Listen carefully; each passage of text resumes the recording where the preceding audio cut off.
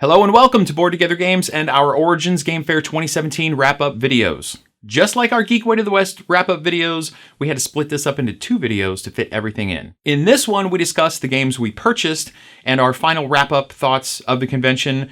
Make sure you check out part 1 where we discuss our overall thoughts about the convention, the games we played, and a little bit about what we did while we were there. Please remember that we are still new at content creating, so please forgive us in advance for any audio and video issues. Plus, we are fully aware that while we are sitting here talking about these games, we are making mistakes with mechanisms and gameplay description and names and rules and things like that, so apologies for that as well. Links for all the games we discussed that are available right now will be in the description of this video, so you can click there to check out more about them. So thank you for joining us, and please enjoy the rest of the video.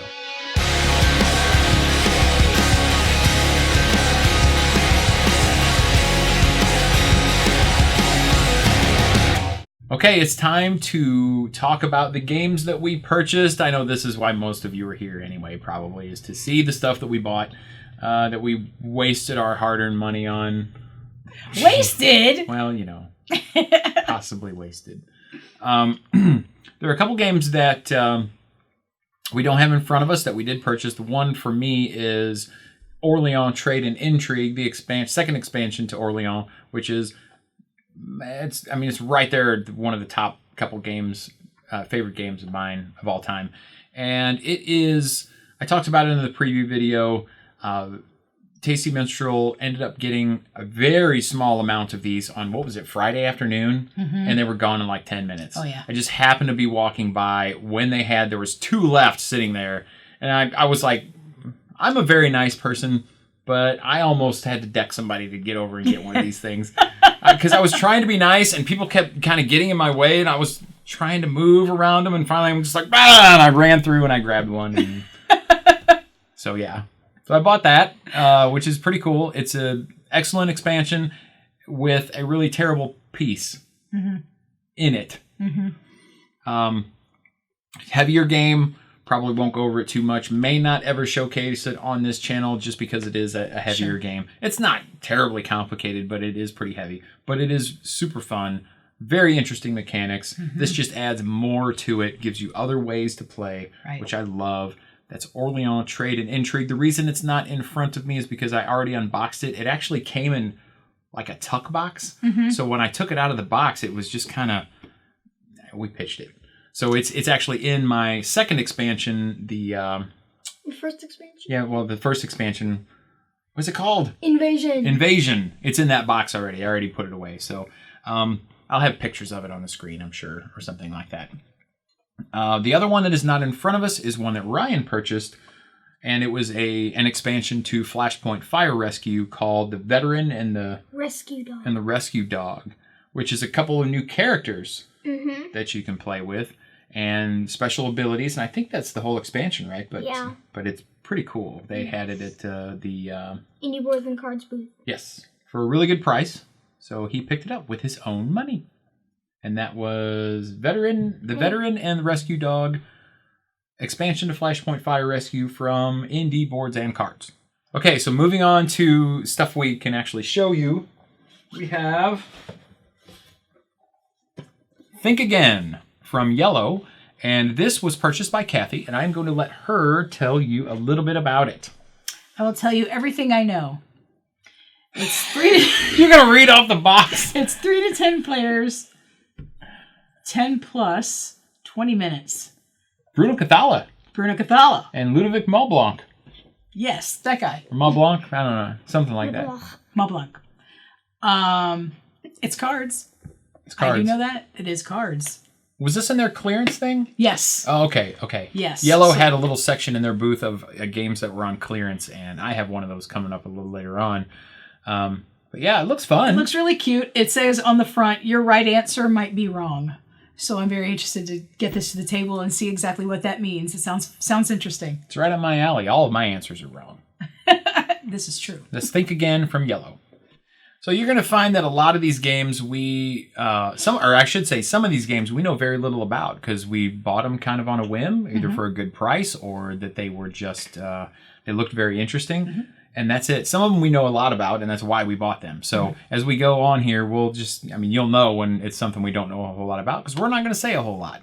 The next game that we have, though, is called Mintworks. This is a game, it's going to make a lot of noise. There's mints. Well, there's wooden tokens that look like mints rolling around in this very tiny little box. Or tin, I should say. This one I did know quite a bit about going in. Didn't know they were going to be there. Was happy to see that they were there. This was also a very good price.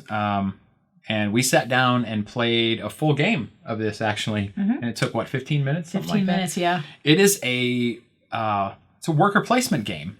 So basically, each player has a number of mints that are their workers that they can use on their turn. Right. And you go a series of rounds. You start out with a certain number of mints. You can keep placing mints until you either are out of mints to place on cards to gain, build buildings or do other things, gain abilities or gain more mints. Either you run out of them or you just decide to pass for the round. And once everybody has passed or run out of mints, the round is over. You move on to the next round. You gain mints. You just keep going this way. And it's for what it is, it's almost thematic. It's pretty neat. There's not a whole lot to say other than that. I actually watched a run through of this from Rado. I think it's almost been a couple of years ago now. And when I saw that, I was like, boy, at some point I'd like to find that game. And I found it. Here it is. So that was Mintwork. What did you guys think of this one? It was different. Yeah. Not your average worker placement. Right. Yes. Neat theme, right? Yes. Kathy? I agree. I thought the theme was interesting. The packaging is very intriguing. I love that it's this little mint tin. Very cute. And there was a lot of game in this little bitty tin. Yes. So a lot of little strategic ideas and interesting choices to make, and it was a really cute little game. The point that others have made, and I will shamelessly steal, is that this is a great game to carry around with you anywhere that you go. Have it in your pocket. If you're a gamer and you find yourself in situations where people ask you, what do you do for a hobby? And you say, I play board games, and they snicker. This is something that you could grab, slap on the table, and show them that this is not a joke. Games can be very intriguing, fun, that's right, thought-provoking. Just, yeah. That's right. Ladies, you carry mints in your purse, throw this in your purse. Yeah, exactly. There you go. That's Mintworks from 524 Labs. Let's see what we have next. Oh, let's talk about this one. This is a game that Kathy and I both purchased, and it is called Game Election. This is a game for 2 to 4 players. It's a 10-minute game for ages 8 and up. And it is basically it's a deck of cards. It's a game that you pull out when you're having a game night and you and your friends cannot decide what to play. This game is supposed to help you decide what game you're going to play. Yes, it does. And that's about all I know. I haven't dug into the details of the cards or anything like that, but it looks like a deck of cards. And I just thought the concept behind this was just too kitschy and fun to pass up. So absolutely, we both did. So we both bought a copy. I have a feeling this is going to get used. Oh, I agree. If we're over here playing games, it'll get used. If we're at your house playing games, it'll get used. Right? And you guys, if you're gamers, you know what we're talking about. It's what are we going to play? I don't know. What do you want to play? I don't know. You want to play this? No. So there you go. That is Game Election. Next on the list is a game from the same company that did Game Election, and it is called Costume Party. And this is another one that I know. Naturalist Games, by the way, is the company that did Game Election and this one, Costume Party. This is kind of a cool little game, 3 to 7 players, 15 minutes, ages 8 and up, for using it like, either a costume party or, a Halloween party, something like that, where you basically deal every player a few cards. You go a number of rounds. Each card has a costume on it, and the costumes give you different abilities. So everybody places one face down on the table, reveal them at the same time, and depending on who played what, different things will happen, abilities or actions on those cards that get you points or lose you points. And the way the cards interact with each other, like if you play this one, if you're the only one that played this one, then you're the only one that gets points. Or if you played this with somebody else, you get a point. Just things like that. But it looked very cool, very interesting. I had seen this one quite a while ago. It's probably been over a year ago. So that is Costume Party. Kathy, any interest in that one? Maybe not your thing so much? Not really my thing. I might play it once in a while, but it's not something I gotta play. We'll break it out at Halloween. That is Costume Party from Naturalist Games. Okay, next let's talk about this guy right here, One Night Ultimate Alien. This was on my anticipated games list. It was one of the first things I bought when I got there. We saw the Bezier booth. I walked over and bought it and said, thank you very much, take my money. 4 to 10 players, 10 minutes, ages 8 and up. It's in the One Night Ultimate Werewolf series of games. There's Werewolf, Daybreak, Vampire, and now Alien. This one's really cool. Introduces... all the games are best used with the app that comes with it. It's a free download that you punch in the roles that you have. The app tells you what roles do what. Everybody close your eyes. This person wake up, do this thing. Close your eyes. This person wake up, do this thing. This one introduces variability in that. So it's not the same thing every time. Certain roles, what they do in the night phase is going to change from game to game. And I thought that was a really neat twist to this. And I think it's going to go over super well with the people that we play Werewolf with. Say that 20 times fast. Anyway, so yeah, had to pick it up, complete the collection, For now. Is what, yeah, for now. Thank you. Yeah, I'm sure there will be another. I'm sure there will. The shine is going to wear off these at some point. People will be over it. But for now, they're doing really well with these. And kudos to them. I enjoy them. Absolutely. Our group enjoys them. So that's One Night Ultimate Alien. And again, I think Kathy's certainly not her type of game. But, she'll play it from time to time, right? But, it's not something I want to get out all the time. But the main reason why I don't purchase them is because typically I don't have a large enough group. And these are great with larger groups. And getting more than 4 or 5 people together... for me, doesn't happen very often, so it really doesn't make sense because you want to have a large player count because then you can have more rolls out and it's more interesting and fun. Yes. So that's the reason why it's not really a game that I typically play. But if we have a large group and I'm with you and we're playing this game, I'll definitely play it. Yeah. So for sure. It's a lot of fun. One Night Ultimate Alien. Next, we want to talk about King Domino, which you heard us talk a little bit about when we were doing our games that we played bit on this series of videos. And Ryan, why don't you tell us about this? Because whose game is that? Mine. Yeah. So, yeah. And again, Ryan's favorite mechanic probably is tiling. So this is the other one that he paid for with his own money. And tell us why. Well, I've been eyeing this one for a while. Yeah. It was on my anticipated games list. Yep. I don't know what to say about it. It's just so cool. Yeah. Plays really, really smooth. And did you say you played this today? Yes. Solo? Yes. He played this 2 to 4 player game solo just because he wanted to. So my son is a gamer. He loves this kind of stuff. So yeah, and we had a great time with this one. So this may be one that we cover in a future video, hopefully. Nominated for the Spiel des Jahres, right? This year. So right. At the time of this recording, the winners haven't been announced, but I think this one's got a really good chance. So good game, good production, great designer, King Domino. Next on the list is Rocky Road a la mode. This was on my honorable mentions list, and to be honest with you, I have not dug into this one more yet to give you more details on what it's about.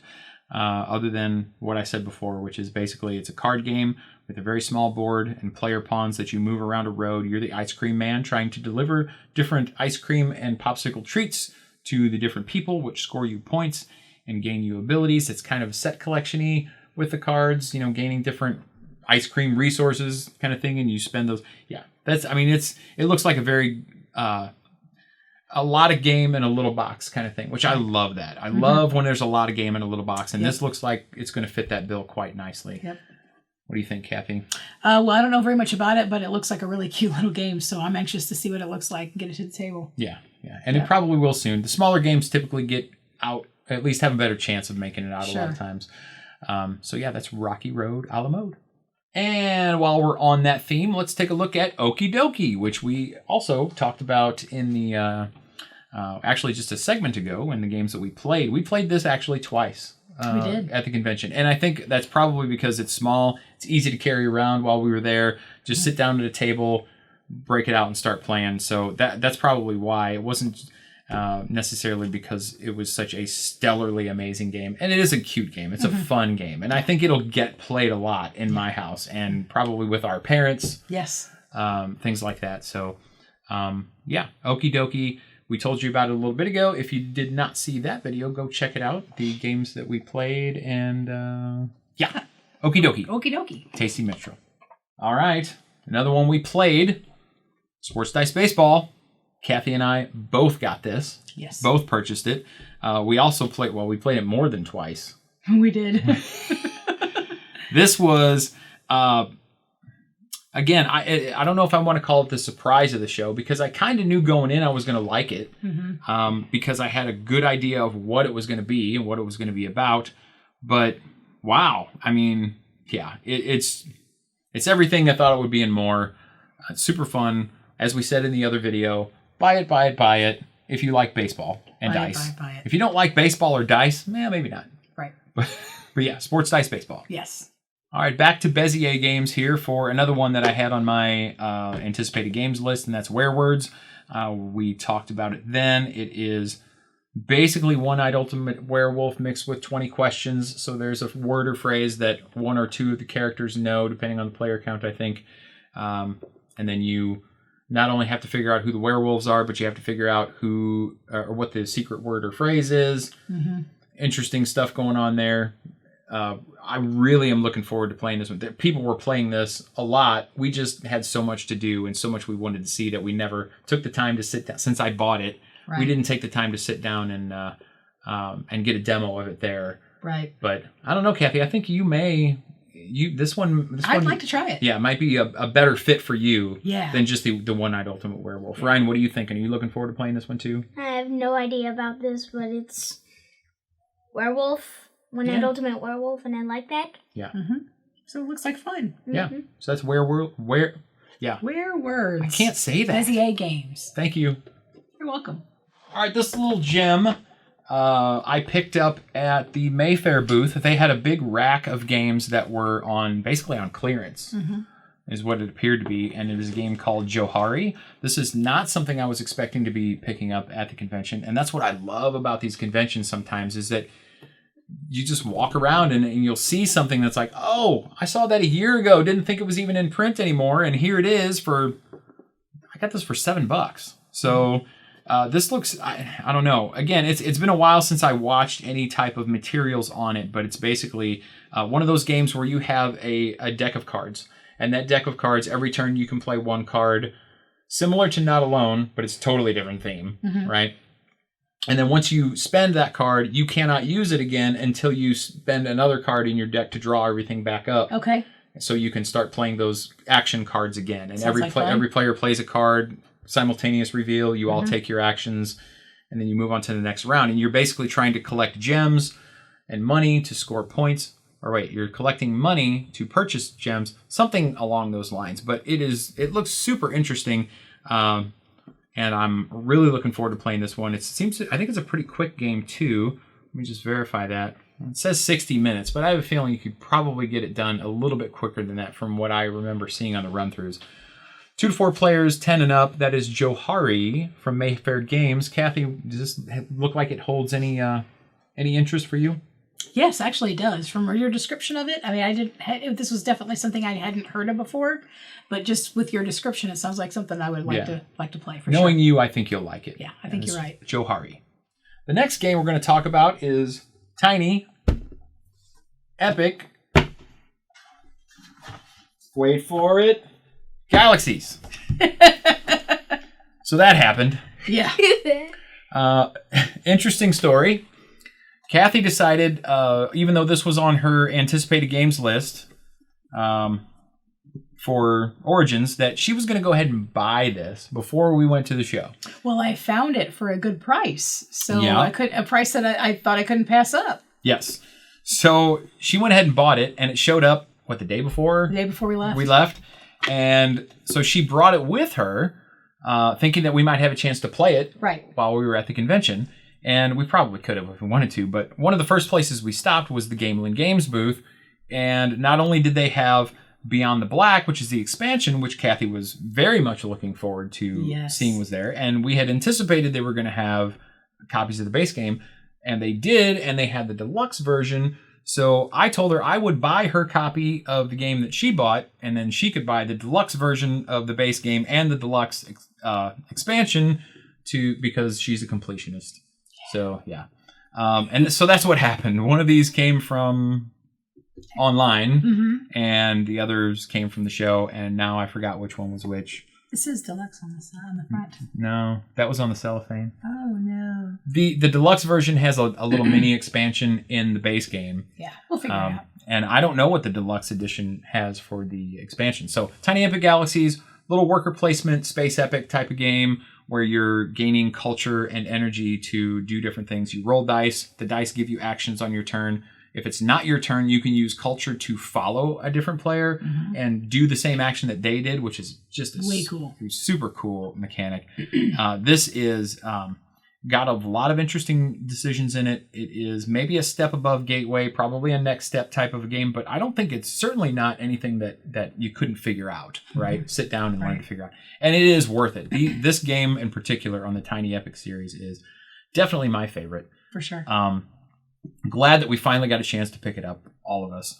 And that is that. Kathy, you got anything to add to that? No, I think you pretty much covered it, but I am very happy that we have this game, and I'm even happier that you have it too, because now we can, no matter where we are, we can play the game. Yeah. So love it. Great. Tiny Epic Galaxies. And Tiny Epic Galaxies Beyond the Black. Next we have a game called, this one rattles a lot, called Ghost Blitz. Oh, there it goes again. Ghost Blitz is from a European company that I'm not even going to attempt to try to pronounce the name of the company. This is basically a speed game, almost a kid's game. I mean, it's for what's the players? 2 to 8 players. No, I mean it says 8 and up. So basically, you have some little wooden tokens that are shaped like different things: a chair, a ghost, a bottle. And you set them out in the middle of the table, and then you flip over a card, and you have to you have to be the first one to grab an item that matches the color or the shape or something like that of what's on the card. Super kitschy, weird kind of game. I actually saw this. There's a board game cafe in Canada, a couple of them called Snakes and Lattes, and apparently this is a huge, huge game in their cafes. People play this all the time and buy it all the time. The joke with them was that they single-handedly keep this game in print. But anyway, I saw it there, and I'm like, I don't know when I'm going to have a chance to grab this again, so I picked it up. It looks super fun. Ghost Blitz, again, probably not one that Kathy would be too interested in playing, but... I'll try anything once. That's true. Any game once. Right. Thank you. We'll clarify that. Yes. We played this game the day of this recording, and we had a lot of fun. You did? Yes. I didn't. Me and Mom. Oh, see, Mom plays games when I'm not here. Well, there's that. Yeah, there's that. But anyway, that's Ghost Blitz from some company that I can't pronounce. Soxumspielen. Okay, this one was Kathy's, and this is called Samara from Tasty Minstrel Games. Kathy described a little bit about this one in the Anticipated Games video. And since then, I have dug into it a little bit deeper, and I do remember now seeing the Board Game Geek TV game night run through of this, and this does look really, really good. With, I guess, kind of worker placement. Kind of, yeah. With a worker placement board that shifts because each space on it is a different month. Right. So you can move your workers ahead in time to different months that line up with columns on the board that allow you to either buy tools or buy buildings. And you have to have the tools to get the buildings kind of thing. And the farther you move up ahead to get maybe a better thing that you wanted, the longer you're going to have to wait for that worker placement board to shift back down to the position to where you can place that worker again and move him back out. Right. So that's a really neat mechanic.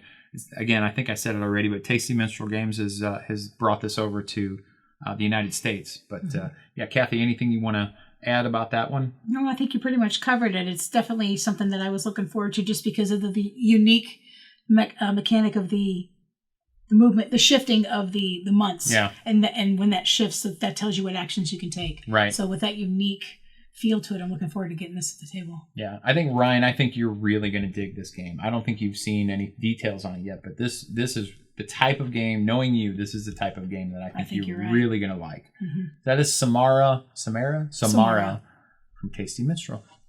Okay, Kathy. This is going to kind of be all you. This is a game from Renegade Game Studios called Sentient. This was, from my understanding, was not even... They didn't think that they were going to have this at the show at all. They did not. They didn't really talk about it. No, I saw no buzz about it at all. I didn't even know that it was something where they were coming out with because I hadn't seen it yet. But when we got there to the booth on Friday, I believe it was. Yeah, I think it was. We sat down to play this game. It was beautiful. The dice are very colorful and gorgeous. And the game is basically you're trying to puzzle out... making sure that your dice are on certain numbers by the end of a round by drafting cards and manipulating your dice according to what the cards say. Yeah. And trying to make it so that each statement on the cards you're drafting is true by the end of the round. Yeah, they'll have little, almost like equations on it. Yes. Like, this side has to be 2 more than this side. Or this side and this side have to be equal. Or this side and this side have to be even or odd or something like that. Something like that, yeah. And again, the production is beautiful. It's card drafting, I guess tableau building. I guess in a way, yeah. But there's multiple rounds. And again, this was not even supposed to be there, I don't think. They ended up getting some pre-release copies. Really early copies. Really early copies. In fact, so early that one of the punch boards and the dice and... That it? That's it. And the dice were not even in the box. The boxes were cellophaned, they were closed, and the other pieces were separate. So when you bought it, they gave you the box and the punch board and the dice. And it was very odd. Yeah, as they said, some assembly required. We demoed it. They had it there to demo. After the second turn, I said, I'm buying this game. Yeah. It was this is the surprise of the con for me. Oh, okay. Because this, like David said, this was not even on anyone's radar. They didn't even know they were going to be able to have them by Origins. And then when we sat down to play it, it was just the artwork and the components. I fell in love with the game. Not so much on the theme, that really didn't appeal to me, but the components and everything were what sold me on this game. So this is not even going to be available till October, and I think they were expecting a Gen Con release. Yeah, I think it is Gen Con, right? Yeah, right. So I was really thankful that I picked up one of the few copies that they had early purchase. Yeah. So that's Sentient. Yes, Renegade Game Studios. Yes. Next we have Star Trek 5-Year Mission, and we talked about this a little bit in the games that we played. I had seen this played a couple times before we played it at the convention. And when we saw it in the Mayfair room, available to play on their ribbon program, I said, "Oh, Kathy, you got to try this game out." Because we're Trekkies, right? We're both Trekkies. Right. Ryan is a Trekkie in the making. We're working on him. He has seen... Actually, he's watched more of the original series than anything else because it's on that little... what is it, MeTV or whatever it is station. So we watch that. We watch that station a lot of the old TV shows. But yeah, cooperative dice rolling, right, Ryan? Yeah, it's pretty awesome. And you liked this a lot too, right? Yes. So Kathy and I both bought a copy of this as well. It's one of those that just kind of, because of the theme and because of what it is, it's kind of, it was kind of a no-brainer. I'm a Trekkie, and it's dice, and it's cooperative, and yes. It just... If I didn't buy it, there was something wrong. Yeah. Star Trek 5-Year Mission. Shut up, Wesley. Okay, next we have Medieval Academy. This is another one that was in, surprisingly and thankfully, in my case, the yellow clearance rack. And picked this one up for $10, which is great because I had been eyeing this game for a while. This is...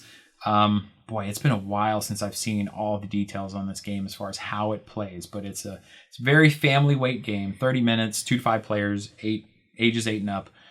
And basically you're playing cards and I think moving your pawns up different tracks on different tiles that are out on the board that give you different amount of points depending on where you end up on that track at the end of any given round. And you just play a number of rounds. I think that's kind of how it rolls. Again, I don't remember super well the details. I just remember liking it a lot and thinking it would be a great family game, gateway game. So I wanted to pick it up, and I had seen it at places like Barnes & Noble and some of these other places, and I just couldn't justify what they were asking for it. So when I was like, $10, sign me up. So I grabbed it. It does look super fun. This is something that I could see us maybe, although if it's on clearance, I would hate to do a review on a game that wouldn't be available anymore. So I might have to be careful about that. But I'm excited about being able to grab it. Looking forward to playing it. And that's Medieval Academy. Anything to add? I really don't know very much about it, but I'm definitely looking forward to playing it from hearing what you've said about it. So, yeah. It's a game, so we'll play it. It's a game, that's right. Medieval Academy. All right, we have to talk about this one, you guys. Pinball Showdown. From Shoot Again Games, designed by Diane Sawyer. We got to meet Diane. She was the one who was showing this game off at the convention, which I thought was super great. We got to meet her, talk to her. She gave us a lot of the details on the mechanics. We did play this. Yes. I don't know why we didn't have it on our games we played list, now that I'm thinking about it. Maybe because we figured we were going to talk about it here. I think that was why. There's a couple of them that we left off the list because of that. Yes, but this is really good. We both had it on our anticipated games list, on our top 5s. And I think it's pretty much, for me, lived up to the hype. Basically, it's a card game, and you are playing 10 rounds. Every round, every player plays a card from their hand. You only get 10 cards for the game. Right? Yes. You play your card, everybody flips over, or excuse me, you don't flip them over. You shuffle them, and then you lay them all out, and then there's one card that comes out off the top of the deck. And then everybody bids. You get one chance to bid on the cards, and then if you get outbid, you get stuck with whatever's left over at the end of the round. And then those cards that you get, or that you bid for and successfully obtain, go in your score pile, and they either increase your the speed of the ball, decrease the speed of the ball. You are the ball, by the way. And that's pretty much it. You play 10 rounds. Whoever ends up having the most points on their cards at the end of the game is the winner. The way that it all just kind of comes together, I think, is the most interesting thing to me in this game. And I love the theme. Absolutely. And we talked about that in the preview video, is that that's what was drawing us to this. And as far as that goes, it's everything I thought it was going to be. Yes. The gameplay itself, I want to get a couple more plays in before I think I make a definitive decision, but I did really like this, and I certainly could see this being something that we could end up reviewing at some point. Yeah. But it was really good. Any thoughts? Anything to add? I think that the artwork is beautiful. It is so cool that it's all like 70s based. Yeah. Like all the cards and all the artwork and everything just looks like a 70s pinball machine. It is just really cool looking. I can't say that enough about the artwork. So she restores pinball machines. The designer, that's her other job, is she restores antique pinball machines. Absolutely. So that's where she got this idea. She said, why would I not make that into a game? It seems like a really cool idea for a game. So I think she did a great job. Definitely a home run. It's really good. No, it's a tilt. I don't know. I was trying to come up with a pinball analogy. It just didn't work. Ryan, what did you think of Pinball Showdown? I really liked it. Yeah? Very cool. Yeah. And Ryan actually got an antique vintage, or whatever you want to call it, actual pinball from one of the old machines that she gave to Ryan because he's so adorable. Yeah, pretty much. So, yeah. That's Pinball Showdown from Shoot Again Games. Yep. We're getting down to the end here. All right, we'll talk about it. Century Spice Road. Yes. Again, was on both of our lists. And this was... Wow, I think they sold out of this game on Thursday or Friday morning early. I think Friday morning early, yep. Yeah, it went If not, it was earlier than that. It went really fast. And there's a lot of hype around this game right now. And honestly, we both picked up a copy. Because it was one of those things. It's weird how you get into those situations where it's like, oh, look, it's Century Spice Road. And you see all these people kind of moving around and trying to get in and moving. And then you just kind of feel like, what's everybody doing? You see the copies going down. I need one too. Give me. Yeah, it's ridiculous. I'm embarrassed to admit that I fell for it multiple times. But, yes, we both did get a copy. Kathy picked up the player mat, which... I did not. Not player mat. It's a play mat because you don't have to have one for every player. Right. So basically, it is card drafting or card purchasing. I don't know if I'd call it drafting because you have to pay for the cards. Any card past the one free one. with resource gathering, spending resources to buy cards that have victory points on them, and you just keep going around the horn until you're, I guess I can't remember. I don't know what the end game trigger is. We have not played it yet. Not yet, but it's going to happen quick. Yeah. Oddly, on Sunday, we saw a group of people sit down to play this game in the food court area, and they said that they had played this game every day since they bought it, which had to have been Wednesday or Thursday, I'm assuming, and played it twice at least every day of the convention. So, I mean, considering all the things that there are to do at the conventions, to me that says something. Yes. That they're taking the time to sit down and play this game, which they bought. They could play it when they get home. Right. And they chose to play it at the convention several times. Many times. Right. And this game is also going to be the first of a trilogy of games that are going to be called Century something. I think one is going to have like an Eastern Asian feel. Another one is, I think it's called Open Worlds or something to do. It sounded like it was a sci-fi type theme. So, very interesting. Yeah. I mean, if they're going to be that different, my understanding is the mechanics are going to all be different. They're not going to be the same type. Oh, really? Of I hadn't heard that part. Okay. So I it kind of comes back to why make it a series if they're completely different games. I don't know. It remains to be seen. Unless they're playing on the people that want to have are completionists and we're going to want to have the whole trilogy. It's a good that point. Could be. It's a good point. So why make Spider-Man 4? Because they made somebody will buy it. Hundreds of millions of dollars on Spider-Man 3. That's right.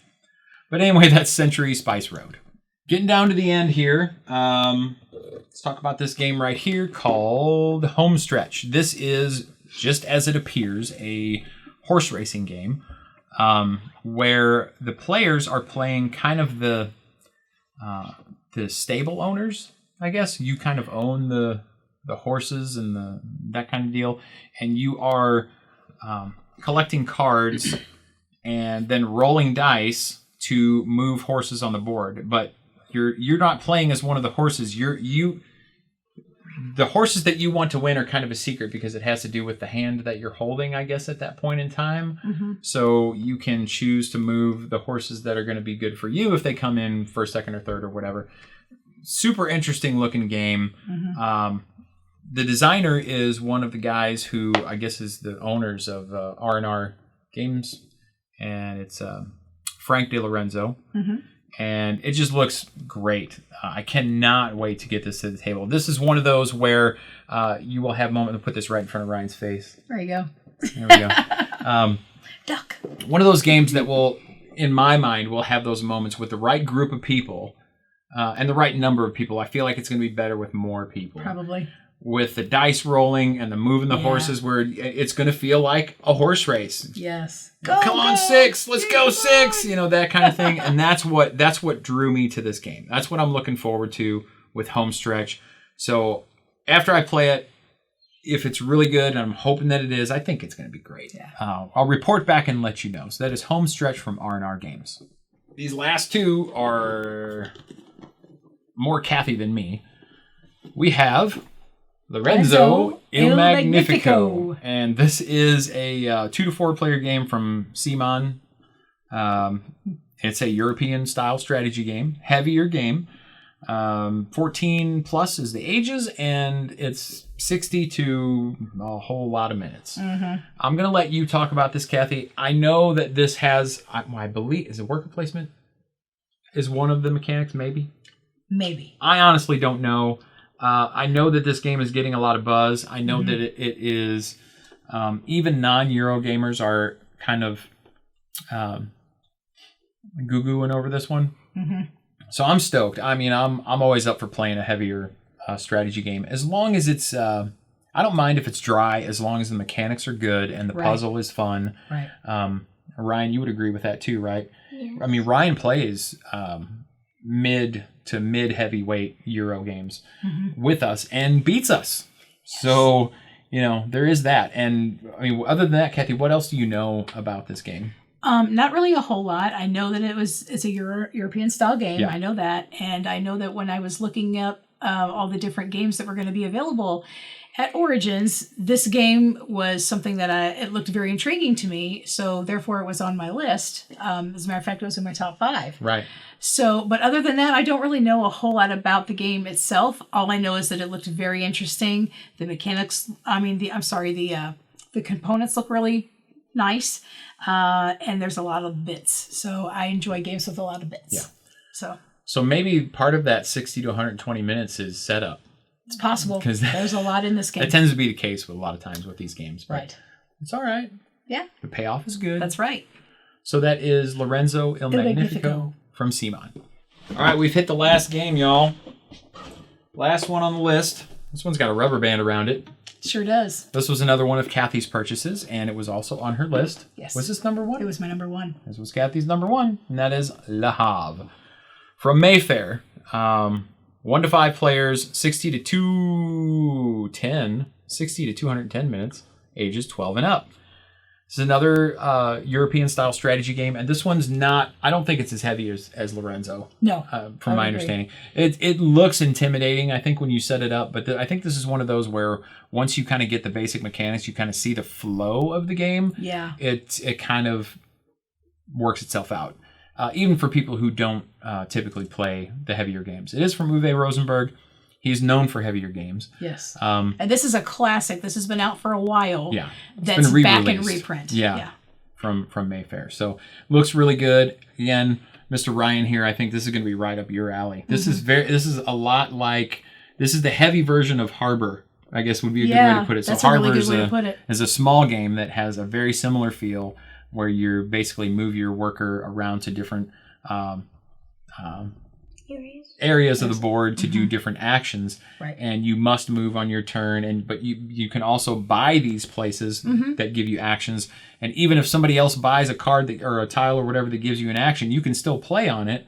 But then you got to pay the person, something like that. Right. But super interesting stuff. But that's Lahab, and Kathy, looking forward to getting that one on the table. Absolutely looking forward to getting this to the table. This was definitely one I was highly anticipating, and I'm very glad that I got a chance to get it. Actually, why does it have a rubber band around it? Well, it has a rubber band around it because they didn't have any more in print by the time that I went to go purchase it.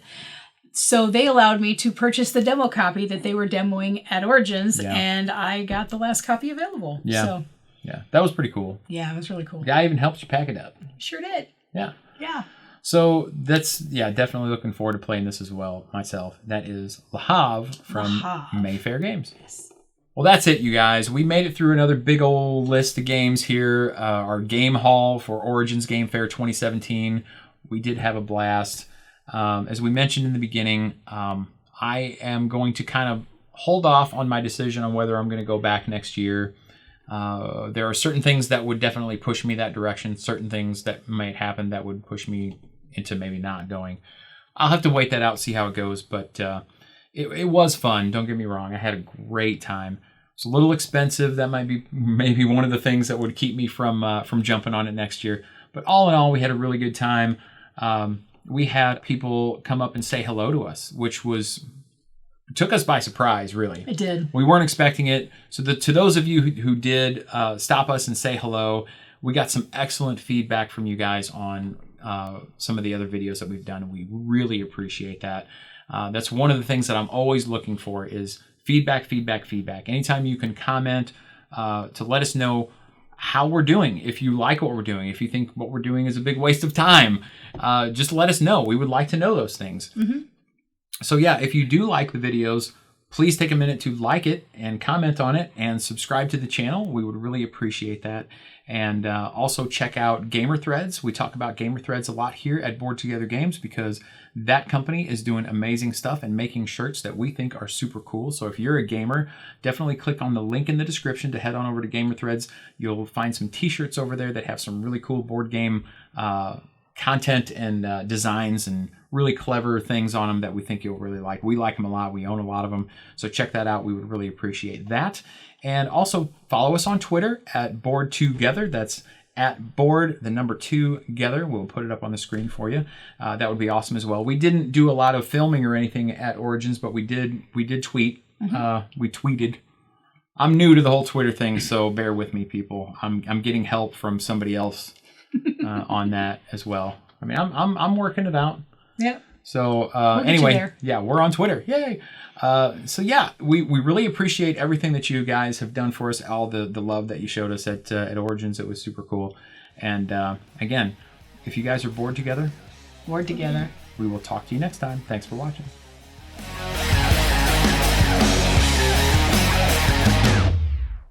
All right, so moving on to... Dang it, Kev.